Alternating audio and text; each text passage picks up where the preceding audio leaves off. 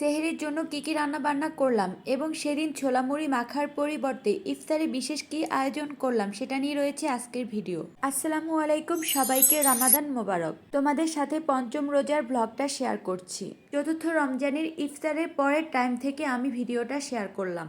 ইফতারের পর অবশ্যই আমার আর আমার হাজবেন্ডের 1 কাপ চা লাগবে। চা বানাতে গিয়ে দেখি চা পাতা শেষ, তারপর চা পাতা স্টোরেজ করে নিলাম। চা হলো একটা নেশার মতো, আমার মনে হয় এই নেশা যাকে একবার ধরে সেই নেশা থেকে বের হওয়া খুবই কঠিন। আজকে চাটা আমি একটু গুড় দিয়ে করছিলাম। গুড়ের চা অলওয়েজ আমার কাছে খুবই ভালো লাগে। এই তো তারপর সেদিন পাবদা মাছ রান্না করলাম সেহরির জন্য। আগে ভালোভাবে পাবদা মাছটা ফ্রাই করে নিয়েছি, সাথে ফুলকপি ও আলুও অ্যাড করেছি। ফুলকপি এবং আলুটাও ফ্রাই করেছি। এভাবে সবকিছু ভেজে ভুনা করলে খুবই ভালো লাগে। আমার কাছে তো নর্মালি মাছ সবসময় মাখা মাখা ভুনাই ভালো লাগে। আর পরের দিন ইফতারের জন্য আমার হাজবেন্ড বলল সেদিন একটু বিরিয়ানি রান্না করতে। এটা শুনে তো আমি মহা খুশি, কারণ বিরিয়ানি আমার নিজেরও অনেক পছন্দ। আরেকটা ব্যাপার হলো ছোলা মুড়ির সাথে ভাজা পোড়ার আইটেমসগুলো গুছানো অনেক ঝামেলার হয়, আর বিরিয়ানিটা ঝটপট রান্না করা যায়।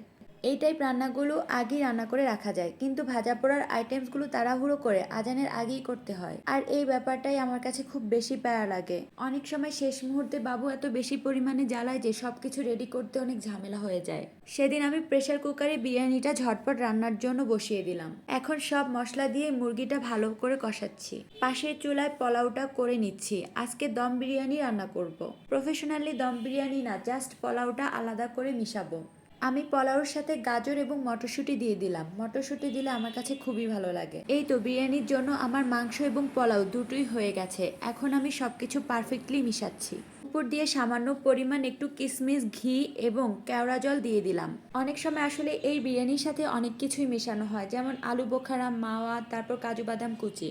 উপর দিয়ে একটু বেরেস্তাও ছিটাই, কিন্তু সেদিন একদম ঝটপট রান্না করি। তারপরও বিরিয়ানিটা খেতে সেদিন অনেক মজা হয়। আসলে রোজার সময় যাই রান্না করা হয় না কেন, আমার কাছে মনে হয় সেই রান্নার ভিতর বরকত থাকে। এই তো ইফতারের পর সেদিন সেহরির জন্য রান্না বান্না শুরু করে দিলাম। ভিডিও এখানেই শেষ করছি।